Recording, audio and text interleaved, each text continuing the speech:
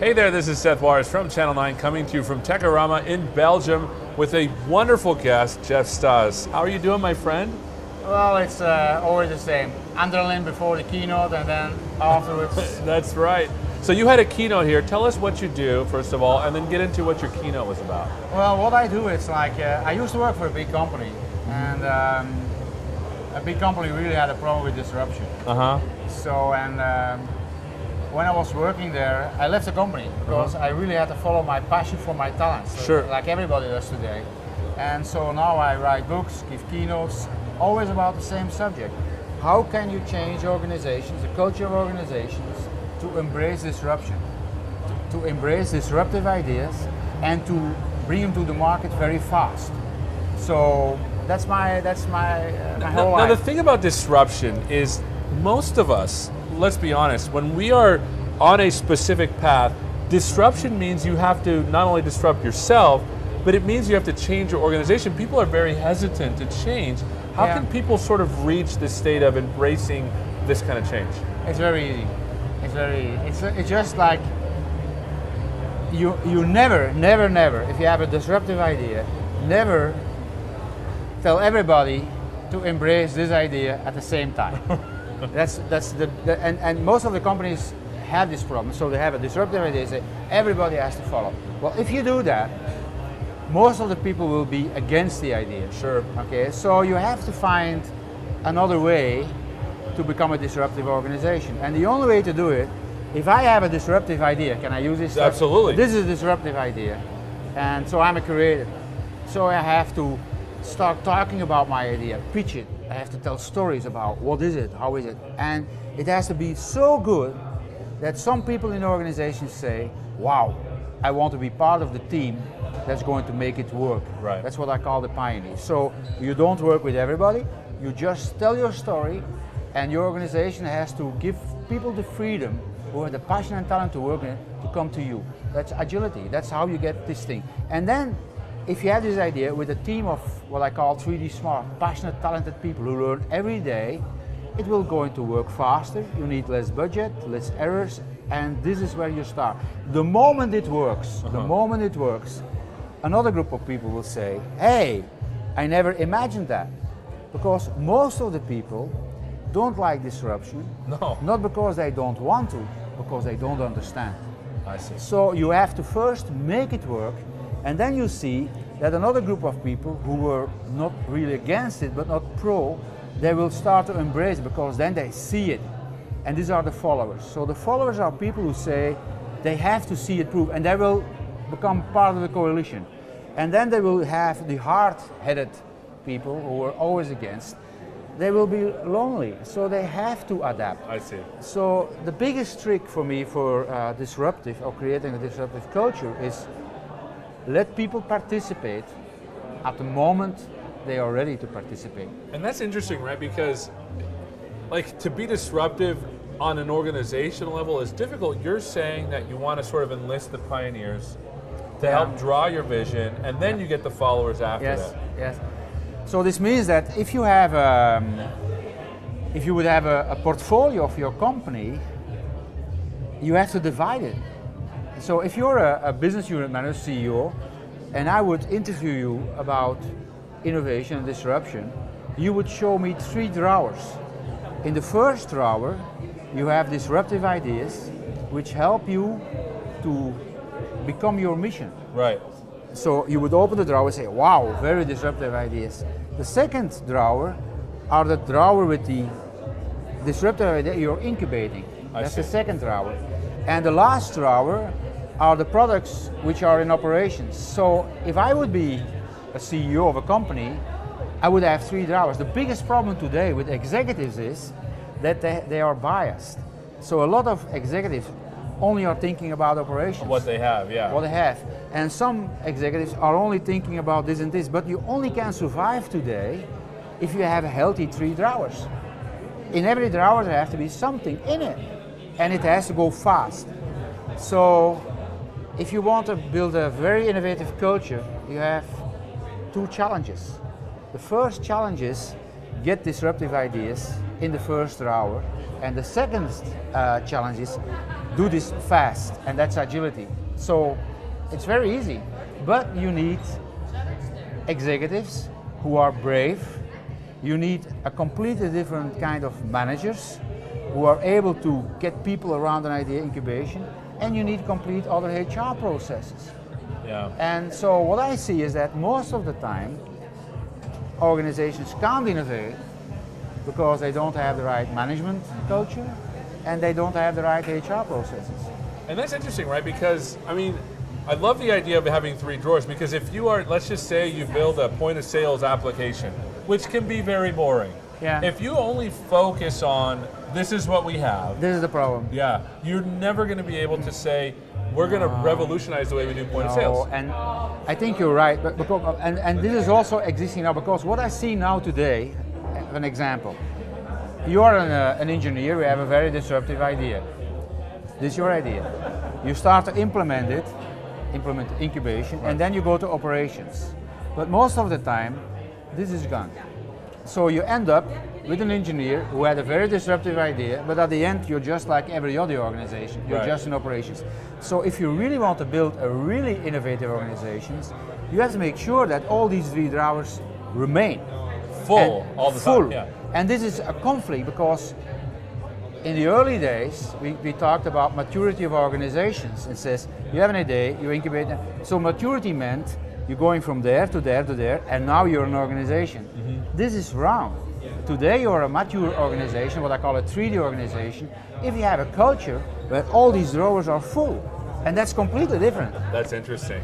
And so you talked about sort of having the right managers to be able to have these 3 drawers. Let's talk a little bit about how do we create a culture for an individual to be able to be disruptive in a company? Because sometimes there's processes that prevent us from being disruptive in our own organization. Yeah. What can we do to create a culture of disruption and innovation? Well, I think if this is the, I'm going to add another one. Yes. This is the business unit manager who really is responsible for the portfolio. Well, this executive has to be a person who is able to tell stories about trends and future. And this CEO, and you know some of them, they are there. Yeah. They give energy. Uh-huh. And so if you have a CEO who tells about change in technology, change in society, change in sustainability, sharing economy, everything, he knows everything. Well, he talks about the mission, he talks about change, right. And he says, please give me what I call disruptive idea for red monkeys. But that's where it starts. If you don't have this guy, this won't happen. That's interesting. So the major question today is, a lot of CEOs are talking about disruptive organizations, culture change, but they don't have the needed competences to start it. I see. So I think it starts with this thing. Then you have to create disruptive ideas. Then you need managers who say, hey, I'm going to implement this red monkey disruptive ideas. And they should have the freedom to tell to the organization, I'm responsible for this disruptive idea. Who has the passion and talent to become part of the team? Right. And then you need other HR processes. So basically, it's not so difficult. The major problem today is that in order to create this kind of organizations, you need a disruptive culture change. Right. So we're not talking anymore about disruptive products. That's the outcome. Yeah. So I tell disruptive business innovation powered by disruptive culture innovation. And this is a problem because if you have an old organization and you want to go to a very innovative organization, you have to kill HR processes. Yeah. You have to kill old management style thinking, but it starts with killing some executives. Which is hard to do sometimes. Which is hard to do, and that's the reason why a lot of organizations will die. They don't have the power to adapt their culture to a very challenging time area. We need to be disruptive, we have to solve everything. One of the things, and sorry to interrupt, I love the idea of having the storyteller. You mentioned something about a storyteller and a mission rather than having certain products and sales, right? Yeah. Why don't you talk a little bit more about what this storyteller looks like? What does she look like if we have her in our... it gives you energy. I'm just going to tell you another story. Suppose you're a storyteller for children. Like you have these stories about Grimm and everything, and children listen to you and they are challenged and they are absorbed in your story. Well, now we need executives and managers who are storytellers for adults. Right. And this is a change, and so the change is so dramatic. Just give an idea.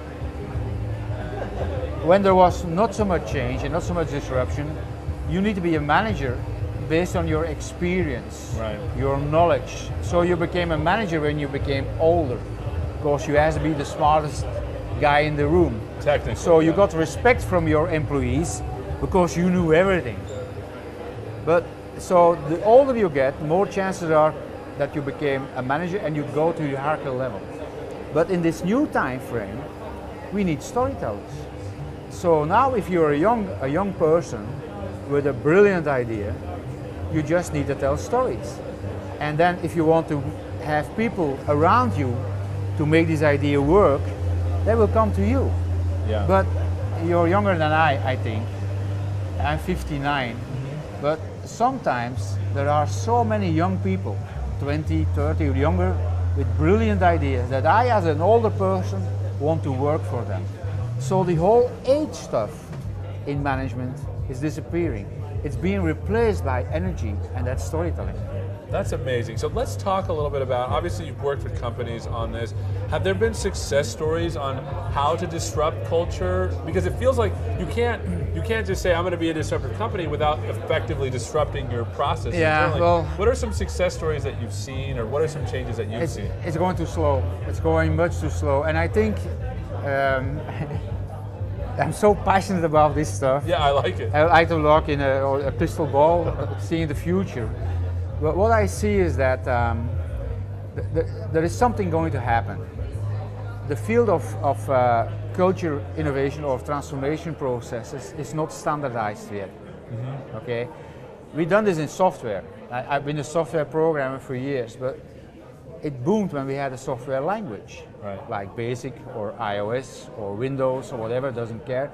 But the moment you have a language and you have somebody who envisions the language, then you got people who wants to program in this language. I see. And then you get apps and programs. So you need standardization to get a movement.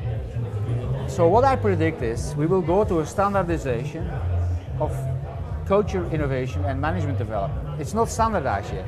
So if you have 100 consultants, everybody has his own view, has his own thing. If you talk about innovation, there are so many views.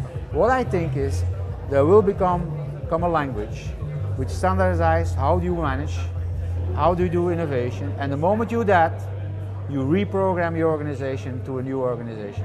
How do you standardize something that is effectively a non-standard way of thinking and being? Well, that's the thing. That's how IKEA started. They said, you can build your own furniture, but we're not going to build it. It's the same thing that uses with basic office windows. It's standardization. Before that, nobody thought it would be standardized. Right. So, but it can. So what I'm telling you is that if we want to become the new agile disruptive organizations, we have to standardize it. And I think it's possible, but that's disruption on its own. I see. So let's go from, just to finish up, let's just say someone's watching and they're like, yeah, I want my organization to be disruptive. What are the top 3 things they can do right now to get it going? We talked a lot about a lot of things, but what are some things that they can start doing right now? Well, I think the first thing is you have to start talking about your mission. Right. You have to talk, this is the reason why we are here. This is our mission in the world. And in order to make this mission work, we need disruptive ideas. Okay. Please give them to me. That's your second thing. The first thing you need that. The second thing you need it. The moment you have disruptive ideas, which I call red monkeys, you have to tell your organization, I have a red monkey, I have a disruptive idea. Who are the people who are the passion and talent to make it work? And bring them together. That's the third thing. The moment you have that, you're changing your organization, because you need to do a lot of stuff. Different competences of the executive, different management competences, and other HR processes. So these are the 3 things. Storytelling about what is the reason for your existence. Mission, yeah. getting disruptive ideas, protect them, get the right managers, and make the right teams, and you start. And you got to keep doing that. And you have to keep doing that. And that's the three drawers. Yeah. You have to keep doing that. You have to tell missioning, ideas, incubate, bring in operations. And so every time, if you have an idea, this is what I call inspiration managers. They grab the idea, they do pitching. These are the incubation managers. These are the operation managers. So this means that the same idea from creation to operation, there is a handover in managers. That's cool. I am an inspiration manager, I pitch it, I give it to you. You're going to make it work, yes? Yes. With the right people. And once it works, you give it to an operation manager. You make operations. So it's a handover process. So this means that managers will become also plug in. Right. And so it's very easy to start, but one thing you need, and it's the most important thing, you need a CEO that protects this movement. I see. So where can people go to find out more? Obviously you talked about Red Monkeys. Is there a website you have? Yeah, you just Google Red Monkeys, you go to my website, jefstaes.com. I put a lot of stuff available if possible. So just, my passion and talent is start this movement. That's awesome. Well, thanks so much for spending some time with us. Thanks so much for watching. Again, we're here in Belgium, Techorama 2016. My name is Seth Juarez, and we've learned how to be disruptive as an organization. You should start doing it. Thanks for watching. We'll see you next time. Take care. Embrace this idea at the same time. and most of the companies have this problem. So they have a disruptive idea, say everybody has to follow. Well, if you do that, most of the people will be against the idea. Sure. Okay, so you have to find another way to become a disruptive organization. And the only way to do it, if I have it means you have to not only disrupt yourself, but it means you have to change your organization. People are very hesitant to change. How can people sort of reach this state of embracing this kind of change? It's very easy. It's just like you never, if you have a disruptive idea, never tell everybody to.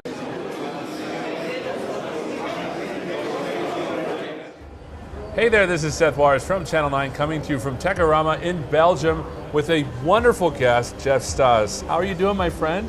Well, it's always the same. Adrenaline before the keynote and then afterwards. That's right. So you had a keynote here. Tell us what you do, first of all, and then...